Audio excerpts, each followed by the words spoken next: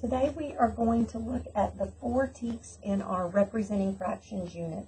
The first one is that we are going to use concrete and pictorial objects or pictorial models, including strip diagrams and number lines, to represent fractions that are between the value of 0 and 1, which blows kids' minds in 3rd grade, that there's a value between 0 and 1, and they have a specific denominator. They can have a denominator of 2, 3, 4, 6, or 8 only. Now, we have other teaks in this unit that do not limit the denominator. So these are our denominators when we're asking kids to represent. Now, let's talk about that. I could show a student this and ask you what fraction of the whole is the blue. Well, the blue is 3 out of 4, so it's 3/4 of the whole. Now, in 2nd grade, students would have written that as 3/4. In 3rd grade, we learn fractional notation, and we learned that there is a numerator and a denominator. They've never heard those words before. So they need to know that the numerator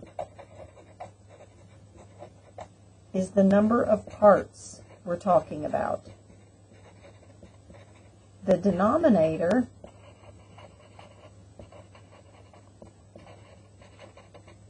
is the number of parts we need to make a whole.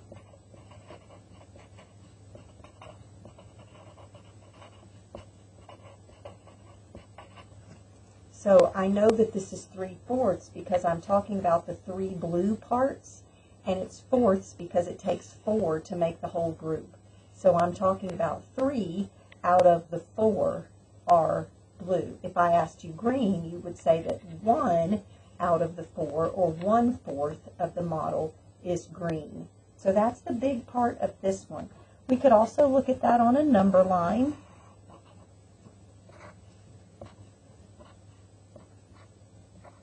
I'm going to write that as 2/4 because I'm going to break it into 4ths. When you get to your next unit where you're doing equivalent fractions, they would also be able to see that this is 1/2. So we do this so students can see.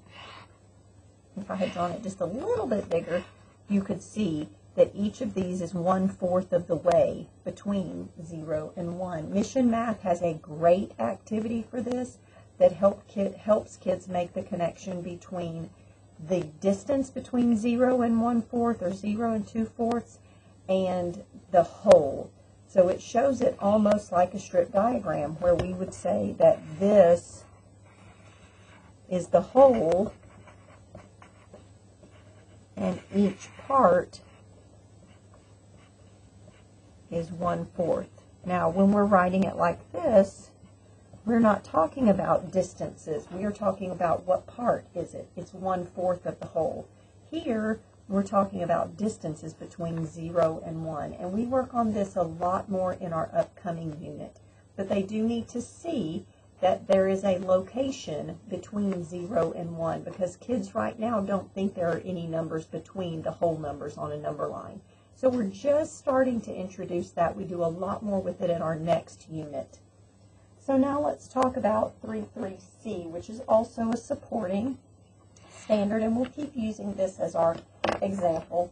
So our supporting standard 3.3c says we want kids to explain that the unit fraction 1/b, b's the denominator, represents the quantity formed by one part of a whole that's partitioned into b, the denominator, equal parts, where b's a non-zero whole number. So we're talking about there's no such thing as a denominator of 0, because if you had 0 parts to make the whole, you can't make something up if it has 0 parts. If I ordered a pizza and it had 0 parts to make the whole, I would have no pizza because there are 0 parts of it. So this is saying if I have 1/4, this is called a unit fraction because I'm talking about 1 unit out of the 4 that it takes. So any fraction that has a numerator of 1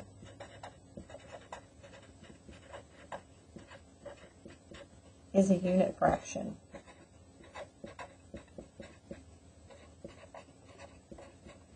And notice this teak does not limit the denominator. So it could be any denominator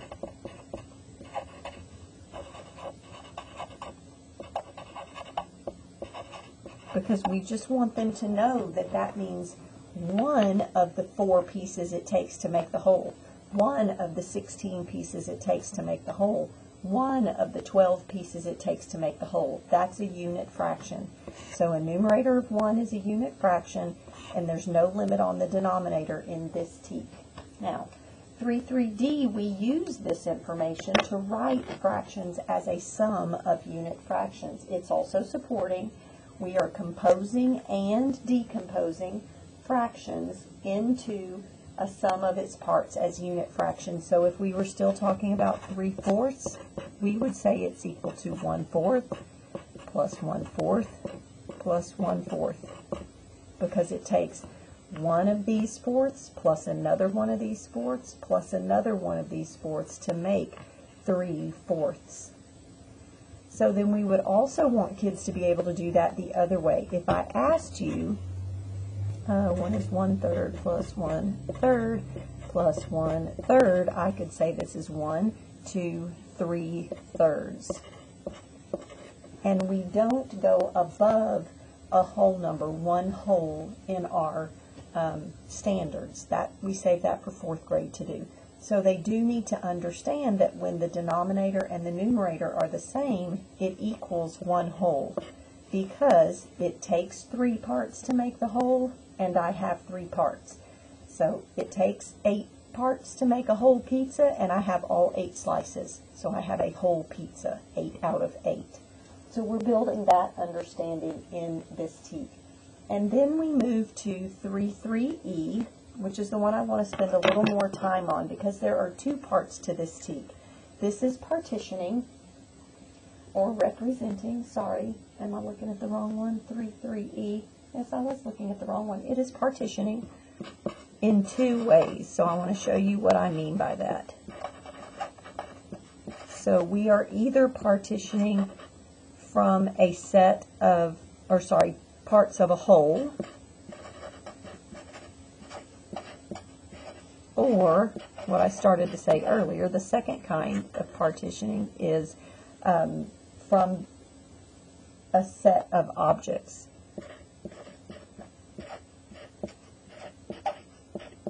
So let's talk about what those 2 different kinds mean. If I'm talking about partitioning a set, parts of a whole, then I'm talking about sharing it. So let's think about what that would look like. If I had, I'm pausing for a second. Okay, I apologize. I paused for just a second. So if I'm talking about the parts of a whole, I might partition, this will be this one. Here's our pizza, and 2 people are going to share it. I get 1/2 and you get 1/2. We've partitioned it. And I'm looking to see, this one does limit the denominator. The denominator can only be the same as 3.3a. 2, 3, 4, 6, or 8. Okay? So that could also look like, and we're not going to do everything as pizzas, though that does help, but kids need to see lots of different models. So we're going to do a variety of models, and you can go back to the notes from the C&P to see several different kinds of models.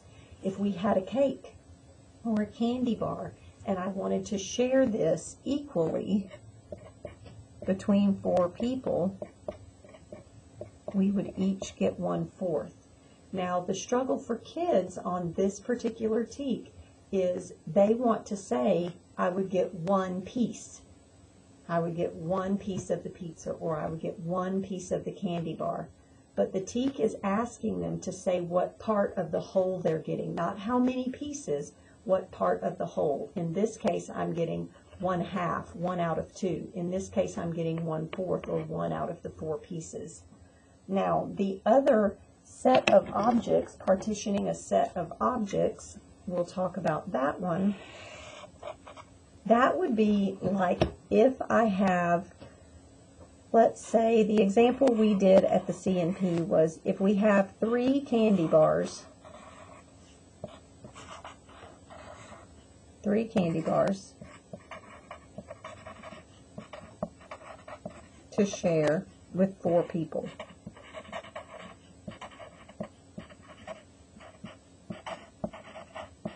Well, I can't do that very easily because I only have 3. But I can break it, and you'll want to do this by folding and tearing paper. Ask whoever came to the C&P for your campus how to do that. If no one did, call me and I will come show you. But we want to do this with folding and tearing paper so we get kids to see how we would share this. You can also use the little Hershey's Fun Size bars. They work great because they're already partitioned. You just have to break them. So if I was going to share these with 4 people, I would need to break them up into 4 parts, all of them, so that I could share them. These are definitely not equal parts, but you will make sure kids understand that fractions have to be equal parts. So I could say the first person is going to get this one, and this one. The second person is going to get this piece, and this piece. The third person is going to get this piece, and this piece. And the fourth person is going to get this piece, and this piece. You're doing this with paper because then kids can see the relationship to one whole that each person is going to get. So each person is going to get 3 pieces out of the 4 that it takes to make a whole, or they're going to label each of these 1/4. They're going to get 1/4 of this one, 1/4 of this one, and 1/4 of this one. And when they put that together, like they learned to do here, they're going to see that that person each gets 3/4, not 3 out of 12, right? So we're making sure that we're building the understanding that each of these pieces is 1/4. And when I put 3 1/4s together, I get 3/4. Please let me know if I can help with this unit. If you have any questions, if you need me to show you how to do something, I'm happy to do all of that.